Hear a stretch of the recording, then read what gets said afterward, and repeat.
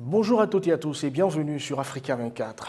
Les cliniques privées de Côte d'Ivoire font face à un certain nombre de problèmes liés à la gestion de leur secteur. Elles se plaignent du fait qu'il n'y a pas assez de collaboration entre leur organisation et les autorités sanitaires du pays. À cela s'ajoute un manque de compréhension de la part de la population sur certaines pratiques médicales, un certain nombre de problèmes qu'elles ont décidé de mettre sur le devant de la scène. Et c'est le président du conseil d'administration de l'Association des cliniques privées de Côte d'Ivoire, le docteur Joseph Boyefo, qui nous en dit plus dans ce nouveau numéro de décryptage. Lors d'une conférence de presse organisée le 19 mai 2021, vous avez évoqué un certain nombre de problématiques qui minent le secteur de la santé en Côte d'Ivoire. Pouvez-vous nous en citer les grandes lignes ? Merci beaucoup pour la question, parce que la santé pour nous est un sujet qui est tellement important que je pense qu'elle mérite vraiment l'attention de tous. Parce que ces derniers temps, nous sommes tous témoins de ce qui se passe, notamment des incidents dans les hôpitaux, de tout ce qui se passe avec les réseaux sociaux et qui crée un climat qui n'est pas du tout favorable, et un climat qui a tendance à créer, à faire naître la méfiance entre la population et les structures de santé, et entre la population et les professionnels de la santé. Et je pense que devant tout ça, nous ne pouvons pas rester indifférents. C'est pour ça que nous avons pensé que cette conférence s'imposait.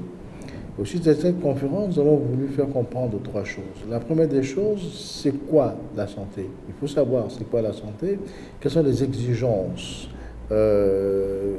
auxquelles sont confrontés les acteurs de la santé. Et deuxièmement, quels sont les acteurs du monde de la santé? Nous savons que d'un côté, il y a des acteurs du secteur public, mais d'un autre côté, il y a des acteurs du secteur privé. Il faut connaître c'est quoi les secteurs publics, il faut connaître c'est quoi les acteurs du secteur privé et quelles sont les règles qui régissent ces deux secteurs.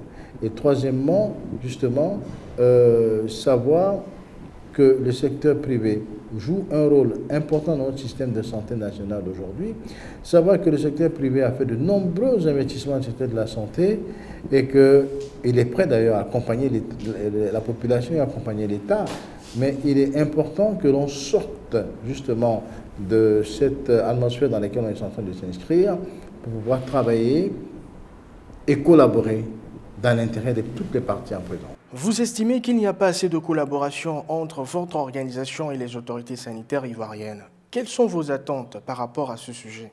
En fait, pour nous, ce n'est pas qu'il manque de la collaboration. Nous avons la chance aujourd'hui d'être une organisation qui est très bien ancrée au niveau du ministère de la Santé et avec laquelle nous discutons énormément. Mais simplement, il y a beaucoup de choses encore à faire. Et ces choses à faire, malheureusement, ne peuvent pas reposer uniquement sur les épaules du ministère de la Santé. Quelles que soient les bonnes intentions du ministère, si le ministère n'a pas les moyens, les conditions, tout réuni autour, le ministère n'arrivera pas. Et je pense que c'est tous ensemble que nous allons arriver. Alors, je dis cela parce que devant les incidents qui se sont passés, notamment la personne qui est décédée à l'hôpital d'Adzopé, nous savons très bien que c'est un hôpital avec du matériel totalement obsolète, tout est plus ou moins vieux dedans. Ça veut dire qu'il y a un gros problème là, qui est un problème de financement de nos hôpitaux. Pour nous, aujourd'hui, il faut que d'un côté, l'État, qui a la mission régalienne de s'occuper de la santé des Ivoiriens, et d'un autre côté, le secteur privé, qui est là pour accompagner l'État dans cette mission régalienne, que les deux s'asseyent, que les deux discutent pour voir comment on va conduire ensemble le système de santé.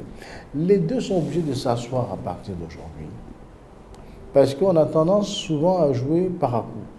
Or, nous savons que quels que soient les systèmes dans lesquels on est, il faut qu'il y ait déjà des dispositifs qui règlent, qui réglementent tout cela. Au niveau de la gouvernance, il faut que les tests soient actualisés. Il faut que la collaboration entre l'État et le secteur privé soit effectivement, qu'on appelle ça, le type de collaboration identifié et fasse l'objet de contrats. Parlez-nous du problème des cliniques privées illégales qui existent sur le territoire ivoirien. L'un des problèmes qui nous paraît important, c'est celui justement de l'installation anarchique et qu'on appelle ça, de l'installation anarchique des structures et des structures illégales qui existent dans le secteur de la privée.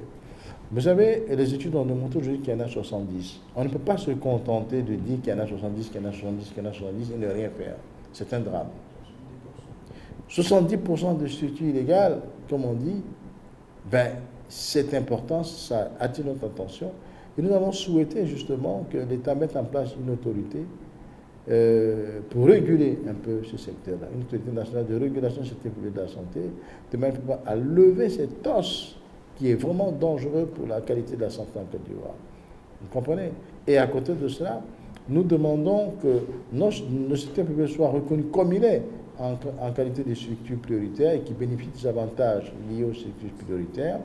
Et partant de là, justement, que l'État nous accompagne,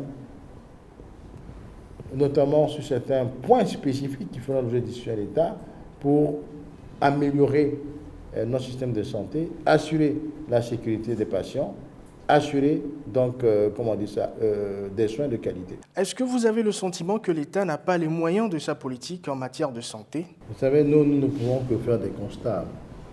Aujourd'hui, nous sommes dans le regret de constater que le budget de l'État au niveau de la santé est limité. Et ce budget de l'État ne permet pas au ministre de la Santé de pouvoir assumer pleinement sa mission. Voilà. Et ce qui explique que nous observons ce que nous observons.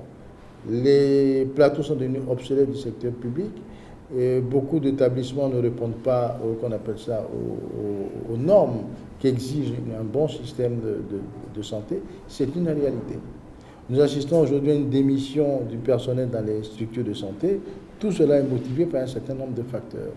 Alors, il faut que les vrais problèmes soient posés.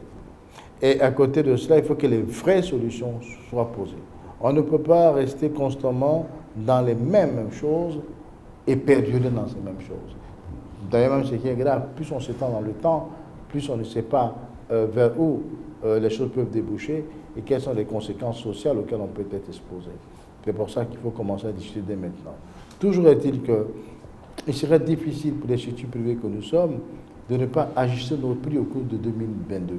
Nous allons commencer à y travailler au cours de ces 6 derniers mois et nous espérons vraiment que nous réussirons à trouver une entente avec l'État parce qu'à 2 reprises, nous avons discuté avec l'État, à 2 reprises, les décisions ont été prises, à 2 reprises, il n'a pu être appliqué, au détriment justement du secteur privé. Un dernier mot à l'endroit de nos téléspectateurs et tous ceux qui nous suivent. Alors, le dernier mot, c'est vous dire que pour nous, la santé est tellement sérieuse et tellement sensible qu'il faudrait qu'on s'engage tous à partir de maintenant pour avoir un système de santé des plus performants d'Afrique de l'Ouest.